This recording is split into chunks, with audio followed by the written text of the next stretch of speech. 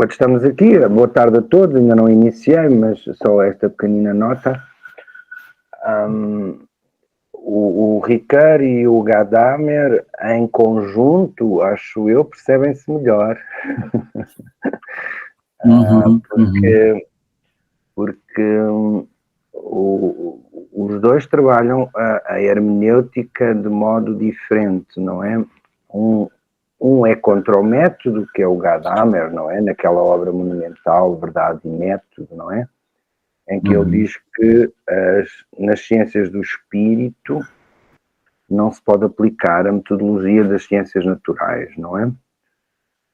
Enquanto que o Ricard vai reivindicar uma metodologia, não é? Ricard ainda está muito influenciado até pelo estruturalismo, pela psicanálise, e enquanto que em Gadamer a interpretação é já compreensão, a interpretação em Ricard carece de uma metodologia, não é uma metodologia que está muito ligada à metaforização dos símbolos, à explicitação ou desencriptação dos símbolos. O que nos traz então aqui é um filósofo cuja biografia é uma biografia que nos ajuda, talvez, a configurar a sua própria filosofia, não é? O Paul Ricard, como sabemos, nasceu em 1913, não é? E vem a falecer em 2005. Teve uma vida, de certo modo, trágica, não é? Esteve preso, ou foi prisioneiro de guerra na Segunda Guerra e teve também alguns problemas familiares com um filho que morre prematuramente, num sentido e num contexto trágico. Bom, naturalmente que eu não vou fazer a biografia do professor Ricard, porque é muito rica, mas eu creio que estas três, eu só disse duas, mas direi a terceira a seguir, o facto de ele ter sido prisioneiro de guerra, ou seja, o facto de ele ter vivido situações trágicas, situações em que, como diria o Karl Jaspers, que no fundo é um filósofo que também o próprio Paul Ricard admirava muito, não é? O Karl Jaspers dizia que nas situações limite, nas situações mais trágicas, é que era possível filosofar. E nesse sentido, Paul Ricard viveu esse contexto trágico, não é? Seguidamente, ele tem na sua própria família um filho que se suicida, não é? E isso também lhe traz reforça, digamos assim, eu creio que, nomeadamente, num determinado período, influencia bastante o próprio pensamento do Ricard e, finalmente, o facto do Ricard ser um protestante, não é? E, portanto, nós sabemos que a questão teodiceica, a teodiceia, a questão do mal, não é? Ricard vai refletir muito sobre a questão do mal. Há até um pequenino texto muito célebre sobre a questão do mal, não é? E, portanto, de algum modo, fechando este pequenino parênteses inicial, de algum modo, procurando Ricard distanciar-se filosoficamente da religião, não deixa de haver na filosofia hermenêutica de Ricard um fundo profundamente religioso. Curiosa expressão, um fundo profundamente religioso. E é nesse sentido, nesta inicial introdução também, que o próprio Paul Ricard nos vai dizer que a linguagem é a mediação que nós necessitamos para duas coisas. A primeira, para ultrapassar a concepção de ser, isto é, a concepção existencial do próprio Heidegger, em que para o Heidegger o ser do ser, poderíamos dizer que era justamente compreensão. Ora, ao contrário da posição heideggeriana, que nos diz que o ser se revela na linguagem, e particularmente nas linguagens artísticas, não é? Particularmente na obra de arte, porque a obra de arte, segundo o próprio Martin Heidegger, repete o acontecimento do ser, isto é, repete o acontecimento da existência. De algum modo é aqui que se inicia o círculo hermenêutico que influenciará o próprio Paul Ricoeur, no sentido em que, para Heidegger, o ser humano interpreta, no fundo, aquilo que ele chama o Dasein, não é? Ou seja, o ser aí, a presentificação do ser na sua, diríamos numa linguagem mais clássica, a sua entificação, o ser entificado, não é? A que ele dá o nome de Dasein, não é? Justamente para que não possa haver uma remissão à metafísica ocidental. Mantermos mais ou menos, também a recomendação é para mim, mais ou menos concentrados. Eu estou em Heidegger justamente para ver como é que depois Ricoeur vai partir de Heidegger e de Husserl para justamente romper esse círculo hermenêutico. E, portanto, eu dizia que, no limite, quando Heidegger nos diz que encontrou o ser e, portanto, refundou a ontologia, advogando mesmo que a filosofia tinha chegado ao fim, ou quando muito, as tarefas da filosofia seriam apenas duas: compreender o ser e compreender a situação de que a diferença ontológica, a diferença entre ser e, ou seja, Sein e Dasein, era a relação que, no fundo, obrigava o Dasein a cuidar da sua própria existência. E, portanto, nesse sentido, revelar o ser era já compreender o ser. Revelar a existência por via da interpretação da obra de arte, na qual, como eu referi, se dá uma repetição do acontecimento da existência. Todos sabemos, e à semelhança daquele belíssimo texto que foi lido pelo professor Vanderlei, todos sabemos que Heidegger tem um fundo romântico, não é? Tanto que há alguns autores que muitas vezes invocam esse fundo romântico de Heidegger, não é? Não é à toa que ele tinha como um dos grandes argumentos para a sua ontologia a própria poesia do Hölderlin, não é? Hölderlin que nos diz uma coisa fundamental, que também estava nesse texto de um outro modo, que é: daquilo que fica, os poetas o fundam, não é? Daquilo que fica, os poetas o fundam. E isso, simultaneamente, dizia eu, que no contexto do círculo hermenêutico, que Ricoeur romperá, como já veremos, nós caímos, digamos assim, numa espécie de dimensão repetitiva para, como sabemos, a verdade para Heidegger é a revelação do ser doente, não é?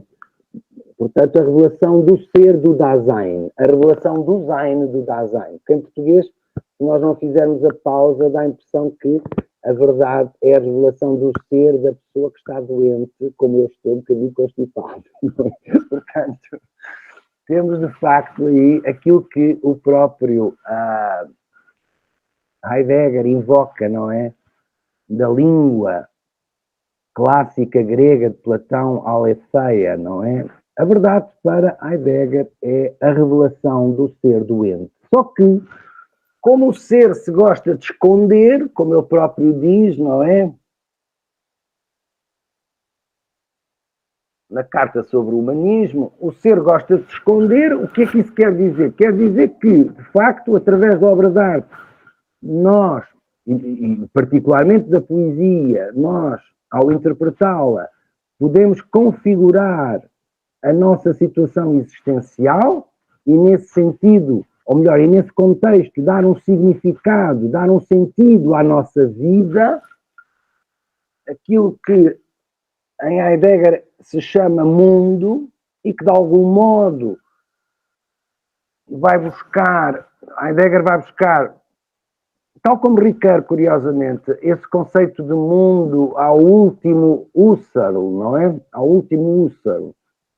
Porque justamente, só um parênteses, justamente a primeira parte do Husserl a primeira parte da filosofia do Husserl, no fundo da fenomenologia refundada pelo Husserl, é ainda uma fenomenologia que assenta muito, não é?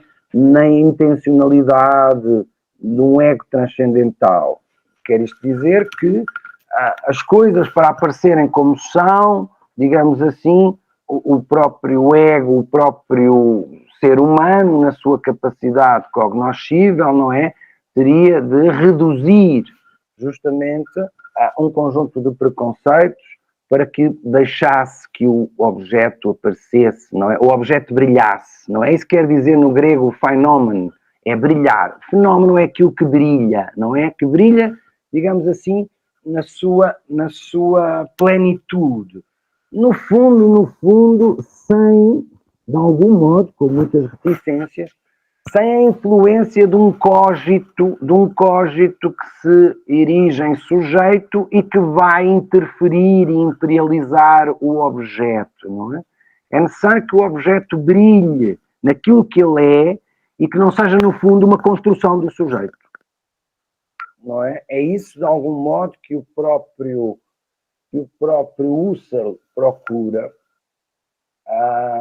E depois, não sei se ainda hoje, mas talvez tentaremos ver como é que, de facto, o Ricoeur faz uma enxertia da sua própria hermenêutica na fenomenologia do Husserl. Mas eu posso já adiantar, eu não sei se estou a ser confuso, eu para já não estou a ler nada, se eu estiver a ser confuso, digam-me, porque eu refaço o raciocínio. Eu estou a começar por Heidegger, porque é fundamental para se entender como é que o Ricoeur vai romper esse círculo hermenêutico, em que o ser para Heidegger se revela e volta-se a esconder. E, portanto, de algum modo, a tarefa do Dasein é revelar o ser volta-se a esconder, e naturalmente que eu estou a ser um bocadinho, não é irónico, porque o pensamento do Heidegger, o filósofo mais importante da segunda metade do século XX chama-se Heidegger. Não há nenhum outro filósofo que não tenha dialogado com o Heidegger, mesmo que seja para contestar, ou até muitas vezes numa certa indiferença a Heidegger. Heidegger está lá nos filósofos da segunda metade do século XX e nesta primeira metade do século XX. Portanto, recentrando novamente o raciocínio, eu estava na nota do Husserl, a partir do conceito de mundo, não é?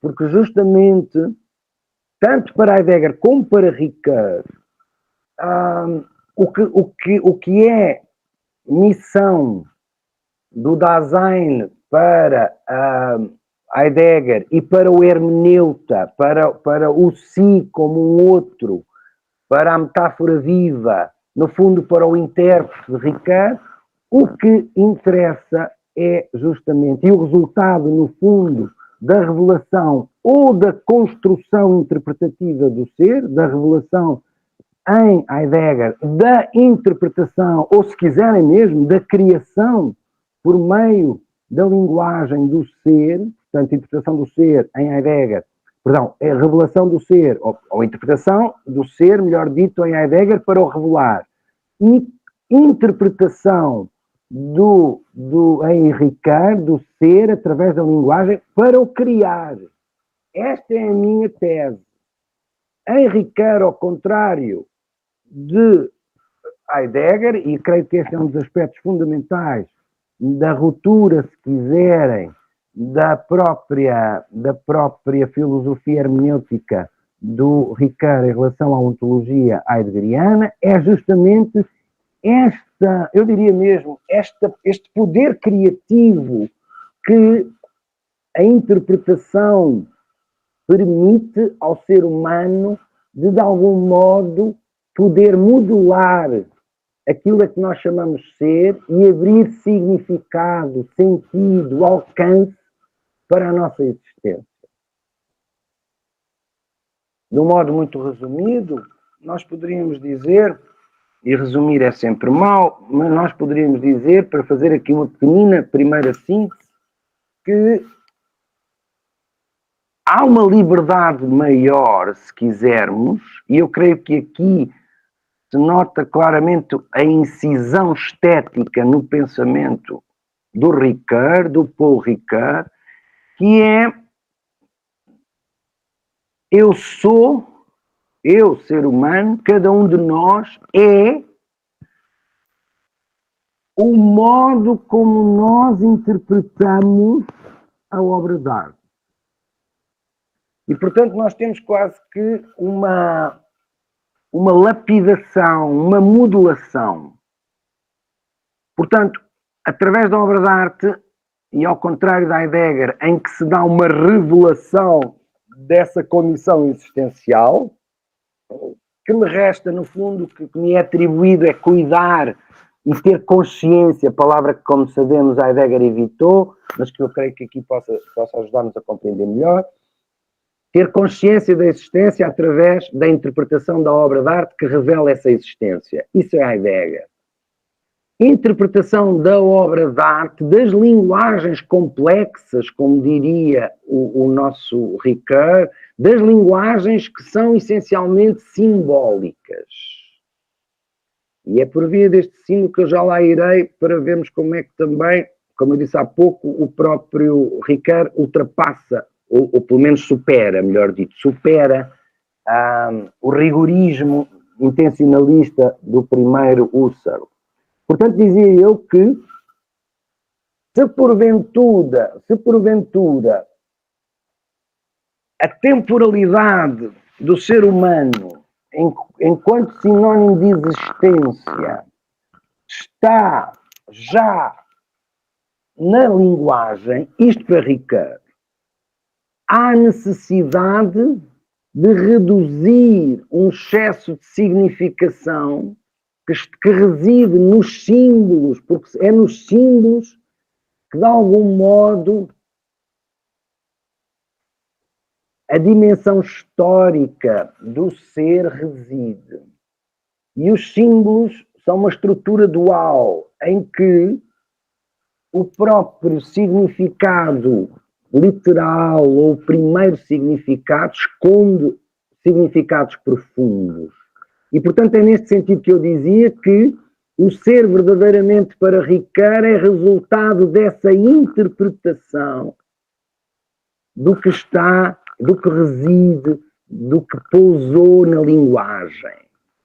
Também aqui nós encontramos uma certa semelhança entre Ricard e Heidegger, quando Heidegger diz que a linguagem é a casa do ser. Não é? A linguagem é a casa do ser, que foi depois reinterpretado pelo próprio Hans-Georg Gadamer, quando ele diz que o que é possível captar do ser é a linguagem.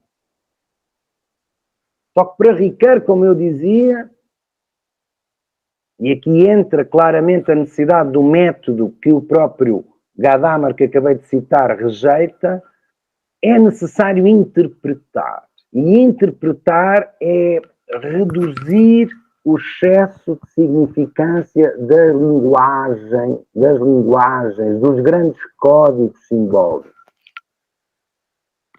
E eu, quando foquei, não me esqueci do Husserl, quando foquei o pequenino aspecto da biografia, sobretudo no contexto do protestantismo de Ricoeur, é necessário lembrar que o código dos códigos, o código mais simbólico de todos os códigos, paralelamente a toda a literatura e às obras de arte, é a Bíblia. Okay? A Bíblia para os protestantes e para o nosso Ricoeur protestante é, como diria o Northrop Frye, o código dos códigos. Bom, voltávamos então aqui. Reparem que, se não erro, quando o Ricoeur nos diz e assume que há uma historicidade linguística do ser, ele está a negar o rigor fenomenológico do próprio Husserl, não é? Sobretudo da primeira parte. Quando o Husserl pensa que chegar à verdade é despir o objeto do cogito, não é? É despir o objeto das tendências, diríamos, adulteradoras, imperializantes do sujeito. Não é? E aqui nós poderíamos remeter, mais uma vez, para a questão do cogito e de certo modo, de uma ontologia e de uma epistemologia direta, que é isso que o Ricoeur nega quando diz que para nós modularmos o ser, nós precisamos de uma mediação e essa mediação é a linguagem. Sem linguagem interpretada não há ser para Ricoeur. Então, perdão, só um bocadinho.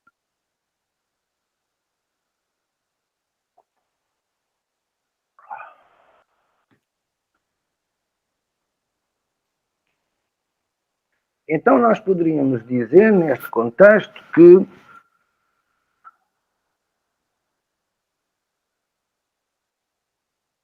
há em Ricoeur aquilo que ele chama uma pré-compreensão do ser. E essa pré-compreensão do ser poderá ser vista de duas maneiras, ou justificada de duas maneiras. Uma delas, muito próxima de Heidegger e de H. Dahman, que é o ser humano é um ser linguístico e fora da linguisticidade não há humano.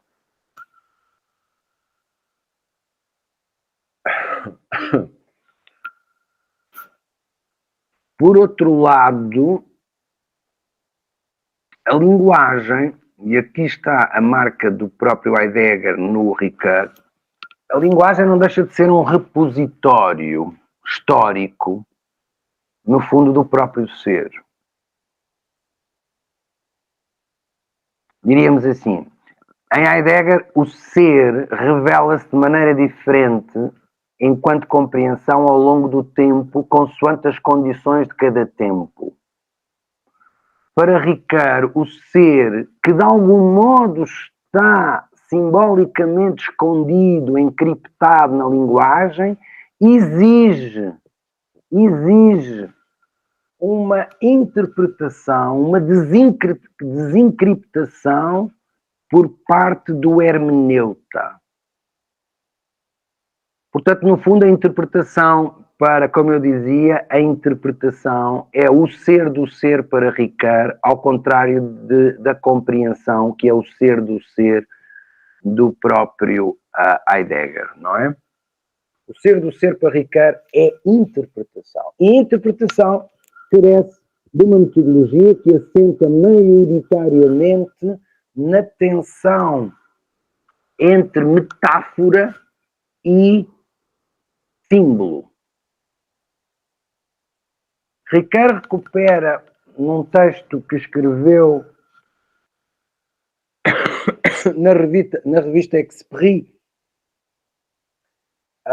se não me falha a memória, em 1969, escreveu um texto muito célebre em que recupera uma proposição, no fundo, do próprio Kant, que é o símbolo dá que pensar.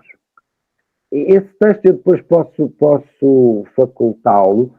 Há um site em português, uma notazinha, há um site português, há um endereço eletrónico português, para não usar agora aqui o anglicismo, que está ligado à Universidade da Beira Interior, cuja sigla é UBI, eu recomendo esse endereço eletrónico, esse endereço que se chama lusosofia.net, porque nesse sítio eletrónico há muitos textos traduzidos que não estão editados por editoras. E esse texto está lá. O texto chama-se, como eu disse, da autoria de Paul Ricoeur, O Símbolo Dá Que Pensar. E, portanto, o símbolo é, para Ricoeur, um dos elementos mais importantes, se não o elemento mesmo importante, o decisivo, que caracteriza todas as linguagens e, concretamente e particularmente as linguagens, no fundo as linguagens complexas, não é? Que podem ser as linguagens do próprio livro, dos livros sagrados, ou as linguagens artísticas, não é? Uma nota nesta primeira contextualização ricoeuriana, nesta espécie de dança também, como o texto dizia que o professor Vanderlei leu, nesta dança do próprio Ricoeur com o Heidegger, um pouco também com o Husserl e um pouquinho menos com o Gadamer. Bom, pelo menos por hoje. Todos estes autores que eu citei, desde o Husserl até ao Gadamer, passando pelo Ricoeur e pelo Heidegger, são autores que constroem as suas filosofias. O Heidegger dizia que não tinha filosofia, não é? Ele próprio chegou à conclusão que a filosofia tinha chegado ao fim e ela tinha que compreender isso, ou na melhor das hipóteses, teria que compreender a tecnologia, não é? Mas já não era suficiente. Bom, mas então dizia eu que esses 4 autores, como todos sabemos, não é? Estão já a trabalhar sobre as consequências da laicização, não é? Da cultura ocidental, laicização da cultura religiosa ocidental. Estão já a trabalhar a partir da morte de Deus, não é? E do legado nietzschiano, não esquecer de maneira nenhuma que a morte de Deus, e o Nietzsche, nomeadamente para Ricoeur, que o considera um mestre da suspeita, não é? Juntamente com Marx e com Freud, dizia eu que estes autores, de algum modo, vêm encontrar, justamente, e preencher esse lugar vazio resultante da laicização e da secularização do pensamento, que começa ainda na Idade Moderna, no século XVI, mas que no século XVII, como sabemos, tem um grande desenvolvimento, e então no século XIX nem se fala, não é? Particularmente no recontro entre a ciência e a religião no século XIX. Portanto, dizia eu que a linguagem, para Ricoeur, tem pelo menos 2 características. Por um lado, não há ser construído, isto é, interpretado, que não seja através da linguagem.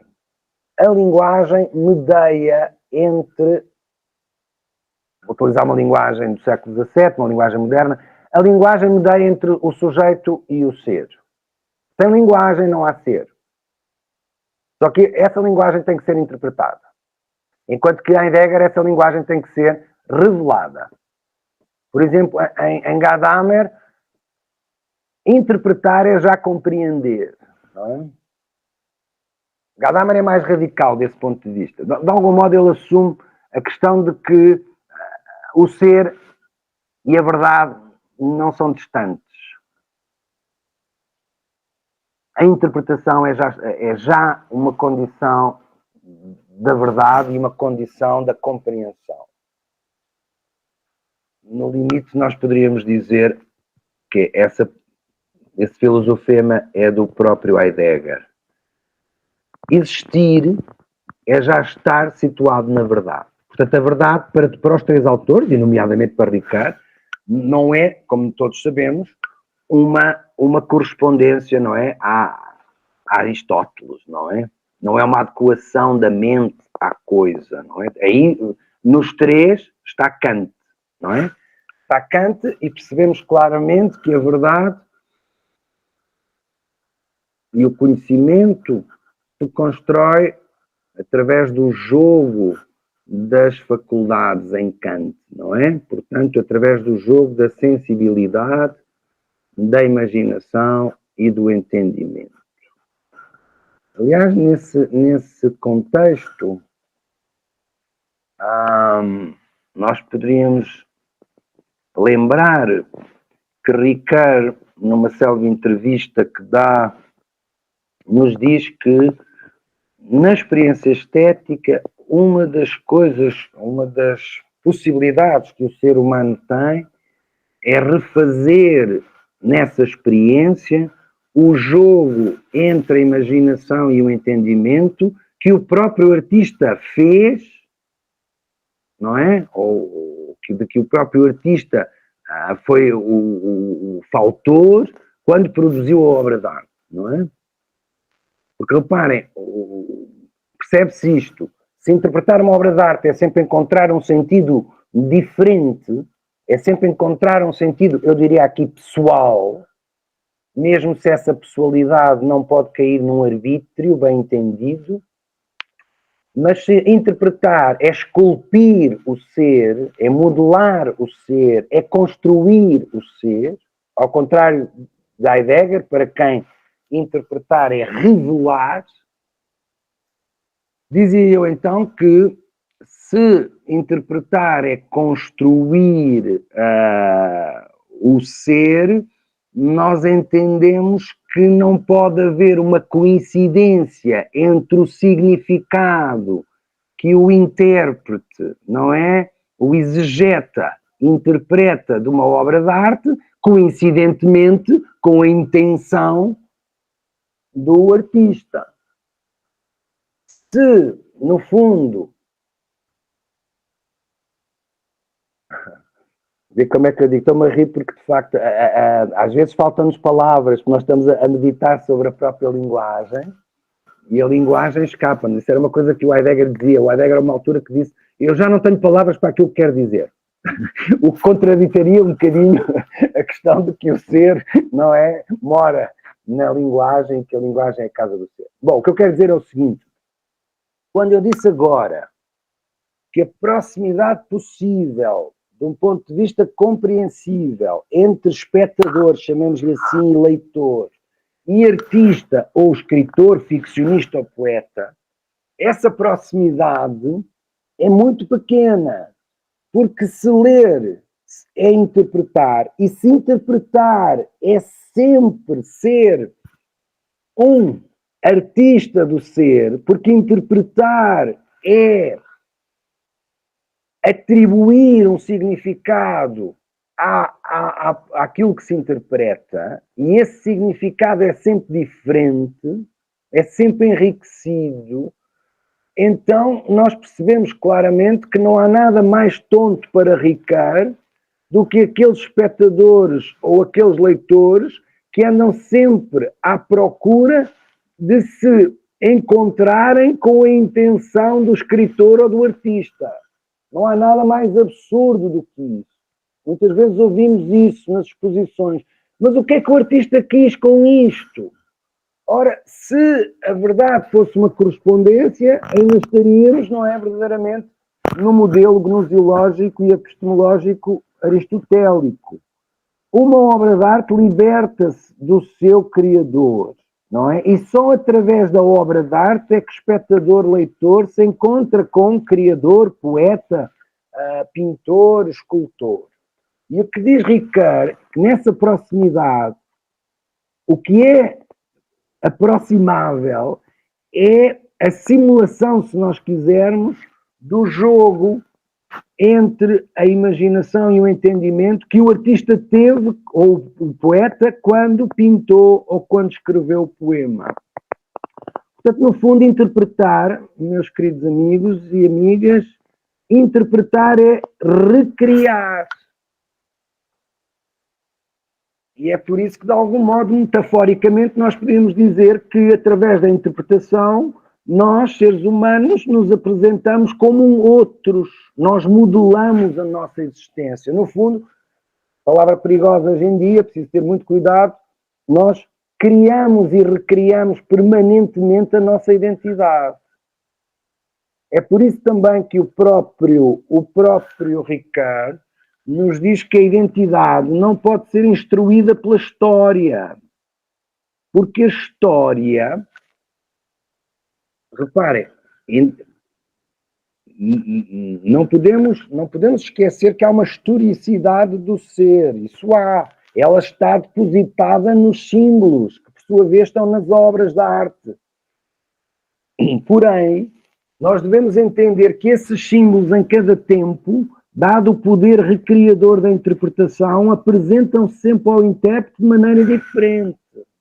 Estão-me a fazer entender? Por isso é que interpretar é sempre recriar segundo as condições do tempo. Porque, reparem, a questão, a montante de tudo isto, é que o ser enquanto existência, para Ricard, como para Heidegger, é temporalidade, o ser é tempo. Não é assim que o próprio Heidegger começa em 1926, o Sein und Zeit, ser e tempo, não é? Perdão, o Dasein é um ser para a morte. O ser humano, em Ricard, é também um ser para a morte. A temporalidade está. Aliás, ele vai estudar, nós depois podemos ver isso noutra altura, a sua concepção de tempo e de ser como temporalidade resulta do estudo entre Santo Agostinho e Aristóteles. E, portanto, se o ser é tempo, e sem Ricard o tempo o ser enquanto tempo é esculpido por via da interpretação desse ser que está depositado nos símbolos, então esse ser é diferente em cada tempo, porque ele é construído interpretativamente segundo as condições de cada tempo. É por isso também que se diz que Ricard rompeu o círculo hermenêutico, chamada via curta de Heidegger.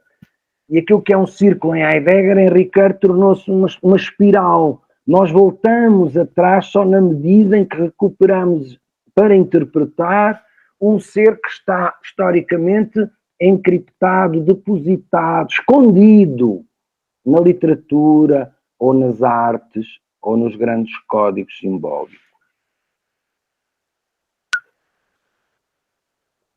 Um discípulo, para verem, de facto, há estas grandes diferenças, mas para vermos como há como talvez seja, eu diria, poético, nós compararmos estes autores, particularmente Heidegger. Aliás, Heidegger é o ponto de partida da hermenêutica do Ricard. Claro que ele tem outras influências, nomeadamente do Jean Nabert, mas do Gabriel Marcel, do existencialismo cristão, pois bem entendido.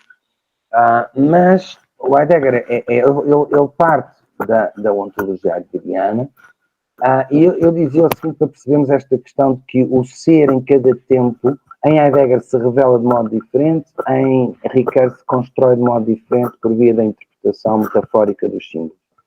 Também teremos que ver o que é símbolo e metáfora. De qualquer maneira, reparem, conta um discípulo do Heidegger, o Eugène Fink, que um dia andava a passear pelo campo com o Heidegger. Não é? O Heidegger, de um modo romântico, recuperava aquela prática peripatética, não é? Aristotélica. E andavam a passear, no fundo, naqueles caminhos, não é? Como diriam os Olsweger, não é? Como diriam os caminhos que não levam a lado nenhum, os trilhos, não é? E nós poderíamos entender esse título de um conjunto de estudos do próprio Heidegger, não é? Os caminhos da floresta, os trilhos da floresta, não é?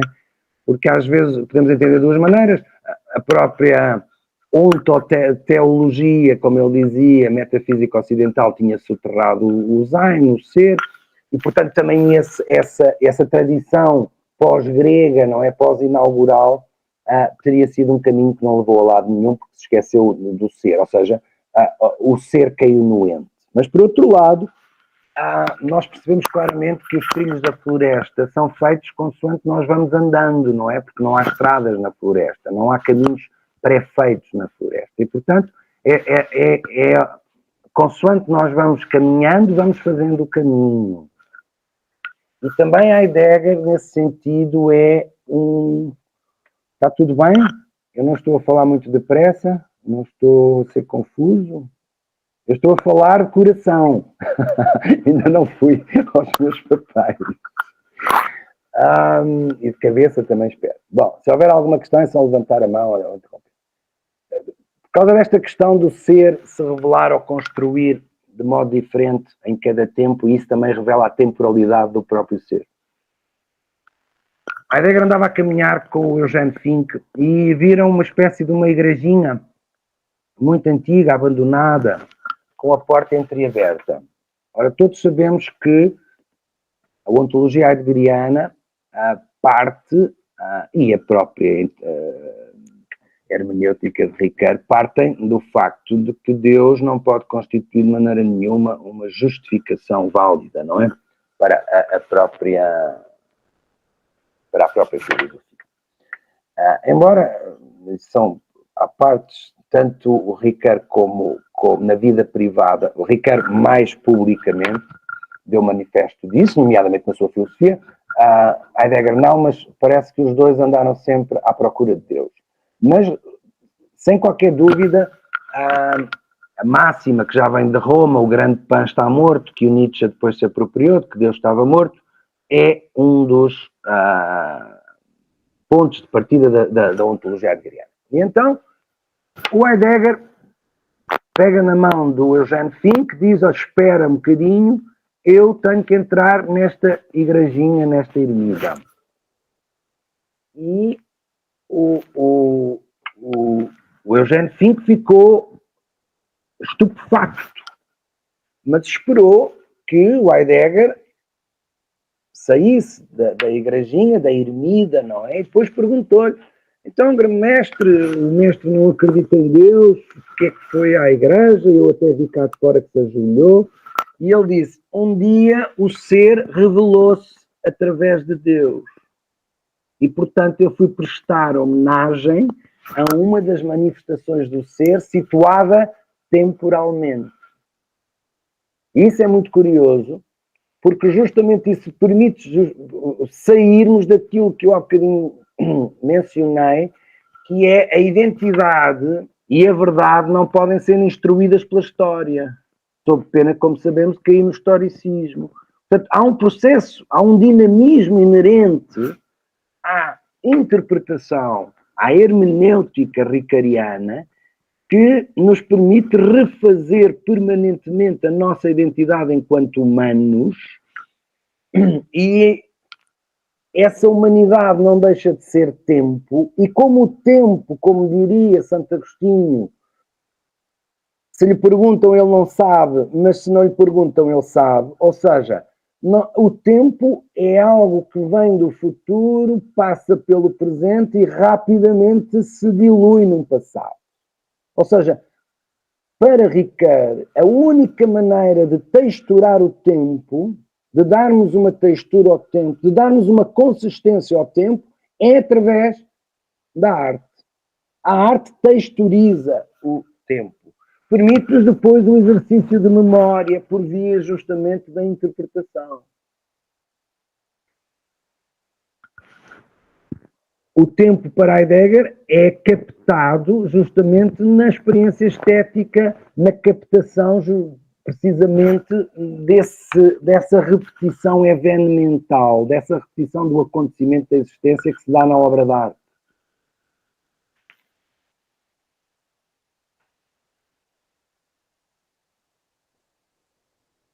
Bom, é nesse sentido também, só um bocadinho.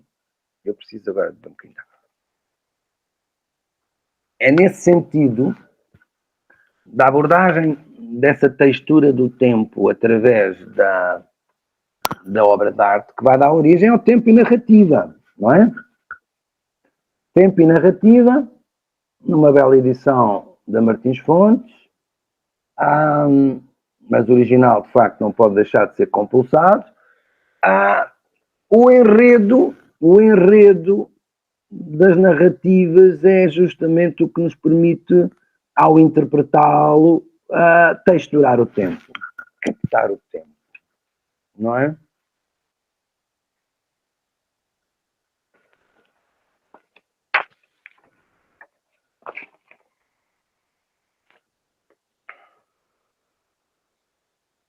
Portanto, nós temos aqui talvez algumas pontinhas só para sistematizar. Eu creio que não deixei grandes pontas por unir, não é?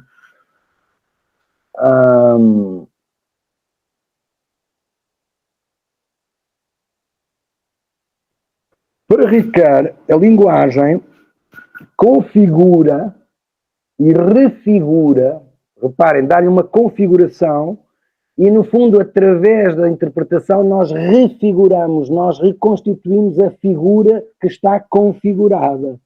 E configurar é sempre figurar conjuntamente com outras figuras. É como compartilhar. Compartilhar é partilhar sempre com várias pessoas, não é? Portanto, dizia eu que a linguagem tem a faculdade de configurar e refigurar a experiência temporal. E é justamente esta faculdade da linguagem de configurar e refigurar a experiência temporal que permite que a própria temporalidade entre na linguagem. Aqui é já uma marca metodológica do próprio Ricard em superação da rejeição do método por parte de Gadamer, mas em homenagem, com um método completamente diferente, mas em homenagem também à metodologia heideggeriana, não é? Que no fundo a ideologia heideggeriana não deixa de ser a temporalidade mais os existenciários. E portanto aí também não deixa de ser verdade que Kant está profundamente presente nos dois. Bom, dizia então eu que essas duas valências, configurar e refigurar, que a faculdade da linguagem tem, é o que permite, ao mesmo tempo que refigura e configura, ou melhor dito, configura e refigura a experiência temporal, permite que a própria temporalidade entre na linguagem, não é? E agora reparem, esta aparente tautologia de uma linguagem que se configura e reconfigura e ao mesmo tempo permite que a experiência temporal entre dentro de si, enquanto linguagem, é superada justamente pela característica do método que é a esquematização e a tradicionalidade. Ou seja, por um lado, o ser temporalmente está codificado, está simbolicamente codificado. Por outro lado, nós aplicamos categorias interpretativas, nomeadamente as categorias que o Ricard vai reinterpretar da poética de Aristóteles, a partir dos 3 momentos da mimese, não é? Mas isso provavelmente veremos se chegaremos lá, não é?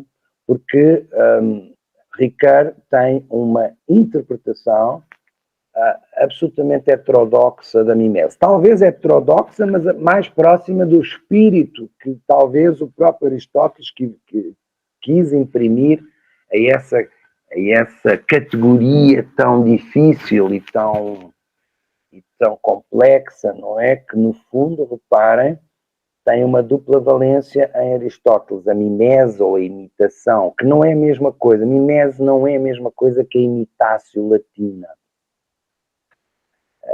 Na poética nós temos mimese como cópia não é uma cópia do visível, que não era essa que Aristóteles defendia. Nós temos outro sentido, significado da mimese, que é não a mimese como cópia do que se vê, mas a mimese como cópia, no sentido de mimese criadora, das forças que criam aquilo que se vê. Ou seja, mimese não imita o criado, imita o poder da criação. Por isso é que os artistas são criadores. Porque a semelhança da natureza quer dizer transição do não ser para o ser, e não numa visão ecológica, o artista faz a transição através de um processo do não ser, que é a ausência da obra de arte, para o ser, que é a obra de arte. É por isso que ele é criador, que imita o poder criador da própria Thusis. Então dizia eu que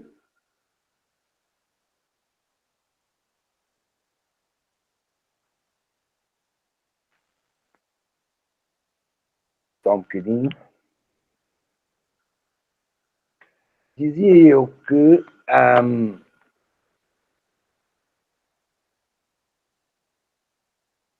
há pelo menos 3 noções que nós devemos introduzir aqui. Uma delas eu já... Aliás, as 3 eu já mencionei, mas não definimos ou não delimitamos. Definir é sempre restritivo, não é? Uma delas é o conceito de mundo. O conceito de mundo para Ricard. O mundo para Ricard não consiste numa explicitação interpretativa do conjunto de referências contidas em toda a espécie de textos.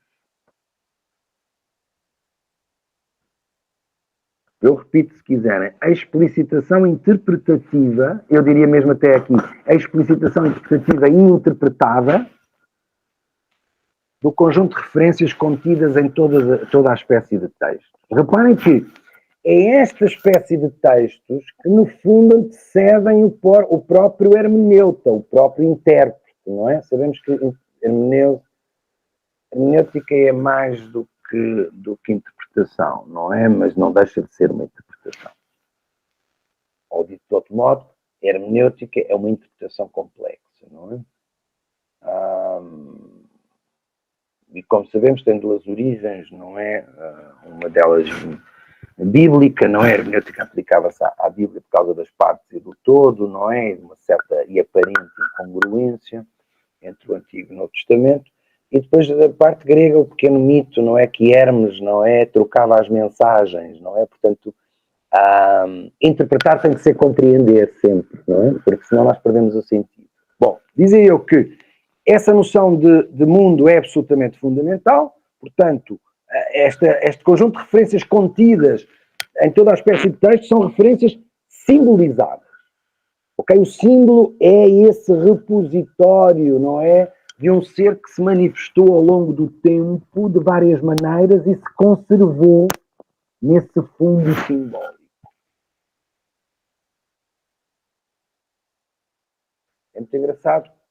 Talvez no nosso encontro, se for possível, nós possamos também comparar com a própria dimensão simbólica, que é uma dimensão que o Gadamer, não é, reputa à arte, não é, para além da dimensão festiva e para além da dimensão lúdica, não é? Símbolo, jogo e festa são as 3 características, digamos assim, os 3 modos de interpretar para Gadamer a própria obra de arte.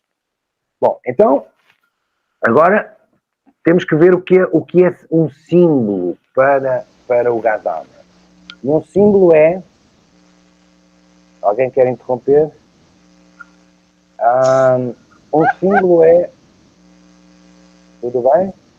Eu não sei se estou muito depressa ou se estou a ser prolixo, esteja à vontade. O símbolo é uma estrutura de significação dupla. Não, alguém tem penso que é Gercília Luísa tem o microfone ligado, creio eu. Diziam então que o símbolo é uma estrutura de significação dupla em que o sentido secundário, figurado e indireto, resto, que é o mais importante, é dado pelo sentido primário, literal e direto. Constituindo-se o símbolo, reparem, isto são palavras do próprio Ricard, constituindo-se o símbolo a matéria-prima da interpretação.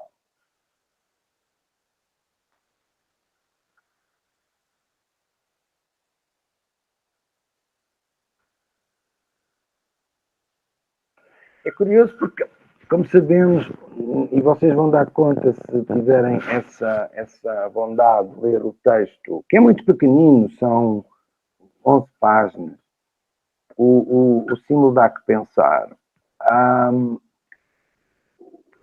De algum modo, o Paul Ricard afasta-se das concepções mais ou menos antropológicas do símbolo, não é? O Ricard é sempre um homem absolutamente generoso, porque ele mesmo quando não concorda, ele dialoga e tenta sempre integrar aquilo que lhe parece ser, como direi, parece contribuir para o alargamento das questões, mesmo que esse não seja o caminho dele. E nesse texto ele faz isso, nomeadamente com o Mircea Eliade, não é? E nesse sentido nós também podemos dizer que a metodologia do próprio Paul Ricard é uma metodologia que integra muitíssimos contributos, não é? Nomeadamente da psicanálise.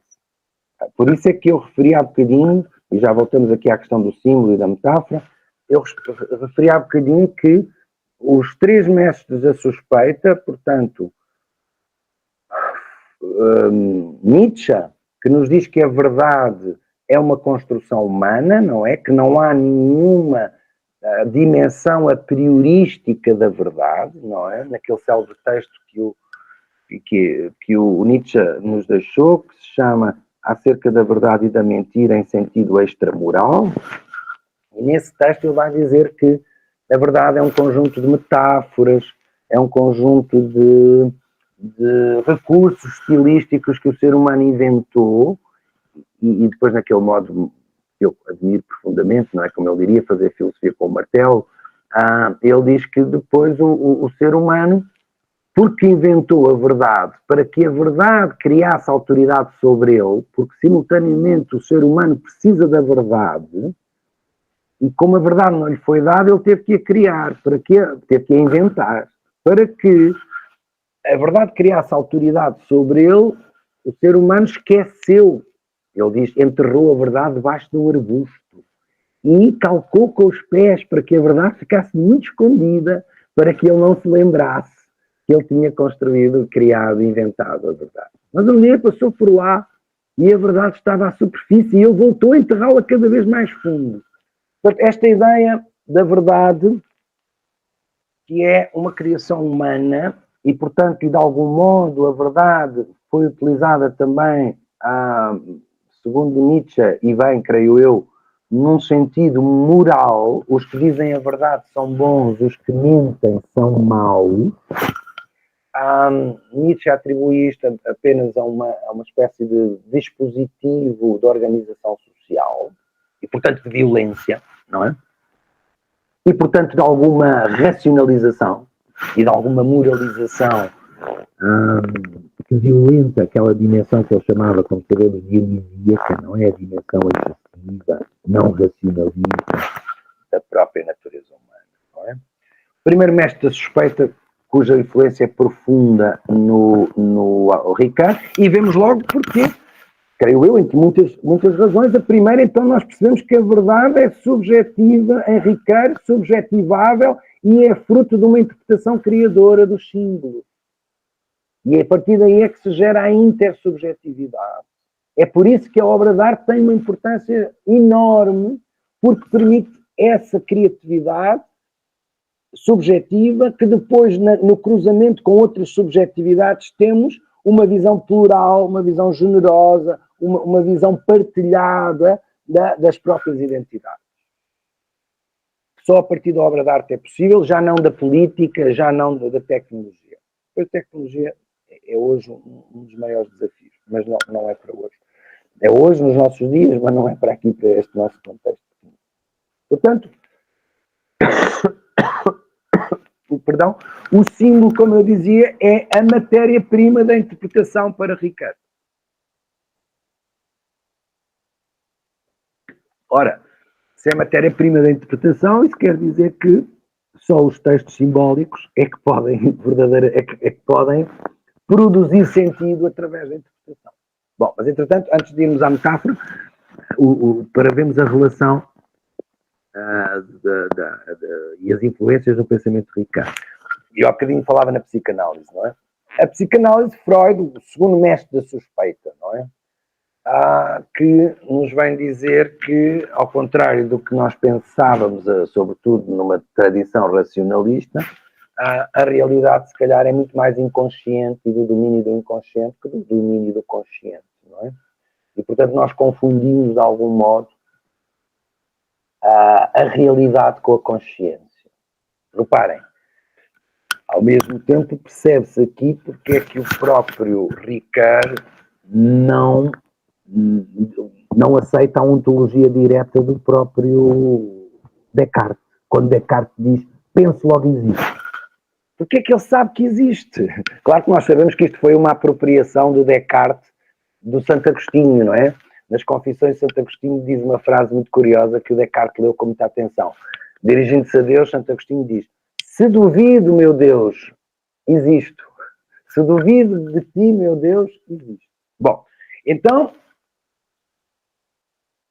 o que Ricardo nos diz é que o cogito não se pode pensar a si mesmo, porque, mesmo no contexto cartesiano, que é um contexto de busca, digamos assim, do conhecimento fiável, e que ele tem a dúvida metódica, mas ao mesmo tempo ele funda o próprio conhecimento sobre alguma coisa de que nós não podemos ter a certeza, porque é uma ontologia direta, penso logo existo, ele pensa-se, e a partir do momento em que se pensa, existe. Ora, Ricardo vai dizer, não pode ser, tem que haver uma mediação, sobretudo essa mediação é a linguagem, como temos estado a ver, porque essa linguagem é que, através de uma metodologia, já passará justamente pela mimese, pela refiguração e pela configuração, que são as etapas, no fundo, da própria interpretação, só a partir daí é que nós podemos ter alguma certeza, ou pelo menos superar diríamos, essa dimensão dogmática do cógico, não é? Então, penso logo existo, não consigo ter... Como é que eu me provo isso? Aliás, como nós sabemos, essa é a questão fundamental da metafísica cartesiana, depois nas meditações, não é? Um pensamento que, no fundo, se pensa a si mesmo. E é isso que depois o próprio Husserl, creio, vem dizer que é necessário voltarmos às coisas, porque pensar, a partir do século XVII, e não só, mas muito a partir do século XVII, pensar é pensar sobre o próprio pensamento, não é? É preciso voltar às coisas. A fenomenologia é esse regresso ao mundo, não é? Ao mundo da vida. Lebenswelt, não é? É preciso voltar ao mundo da vida, é preciso pensar as coisas, não pensar as ideias que já foram pensadas sobre as coisas, muito menos pensar o pensamento que se pensa a si mesmo. E é por isso que, então, o Husserl vai refundar a fenomenologia, não é? Um modo rigoroso de conhecer os objetos, evitar justamente essa ontologia direta em que o pensamento se pensa a si mesmo, voltando as costas às coisas, voltando as costas ao mundo, de algum modo. Bom, e depois Marx, não é? Marx, que eu não preciso explicitar, não é? Que também nos vem dizer que não só há leis na história, como, de algum modo, a consciência individual, etc., deverão ser superadas. Bom, e que a própria consciência é uma dimanação da matéria.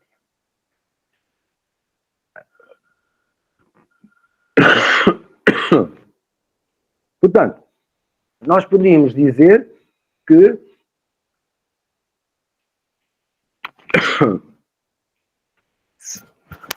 na sua articulação bidimensional, e portanto essa bidimensionalidade tem que ver com o sentido direto e indireto, não não é? Que eu tenho que ver com o sentido primeiro e o sentido segundo.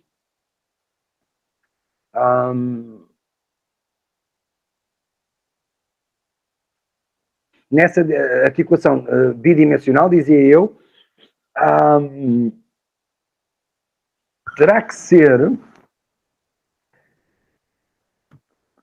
explicitada e enunciada, diria ao contrário, enunciada e explicitada pela metáfora. Porque a metáfora é um recurso explicitador. Se quisesse, eu utilizei muito hoje a palavra desencriptador. Eu disse que a interpretação era essencialmente uma desencriptação dos símbolos, não é? Porque o ser estava, como eu disse e repito, estava depositado no próprio... Eu já vou terminar, ou pelo menos fazer uma pausa para vocês fazerem as vossas questões. Dizia eu então que esse ser, de algum modo, está temporalizado, diríamos assim, ou melhor dito, o ser como temporalidade está simbolicamente codificado. Sem interpretação não há ser para Ricardo. Dizia então eu sobre a metáfora. A metáfora é uma via enunciadora e explicitadora de trazer à própria linguagem a semântica implícita do símbolo. Isto é, o acesso dos símbolos à linguagem carece do trabalho da metáfora enquanto invenção livre, isto é, interpretativa do discurso, já que a vinculação dos símbolos ao cosmos impede a sua revelação autónoma. Isto é, os símbolos deverão ser incluídos na linguagem por via da interpretação e esta articulação do pensamento dado a si mesmo no reino dos símbolos e o pensamento em si, que se põe e que se pensa através dos símbolos, é que institui a empresa hermenêutica de Ricardo. E nesse sentido, como eu dizia, Ricardo ultrapassa o cogito cartesiano, em que o pensamento se pensa a si mesmo diretamente, sem mediação. Assim, a atuação do símbolo depende diretamente da sua interpretação, sendo que é neste momento que se manifesta o seu excesso de significação através de dois níveis, e aqui vem a referência à intencionalidade simbólica. Eu repito, a eficácia da atuação do símbolo depende diretamente da sua interpretação, sendo que é neste momento que se manifesta o seu excesso de significação através de dois níveis de intencionalidade simbólica. Cá está, o sentido literal, como referimos, e o sentido simbólico, ou seja, a dimensão simbólica da linguagem traduz-se em acrescentar sentido ao sentido. Sentido aqui é no sentido, é como significado. Sentido ao sentido. Ou seja, dizer algo diferente do que se diz, confirmando não apenas a dimensão não unívoca do símbolo, aqui surgindo a doação do símbolo, justamente no momento em que o sentido simbólico nos é dado pela intencionalidade primária do próprio símbolo.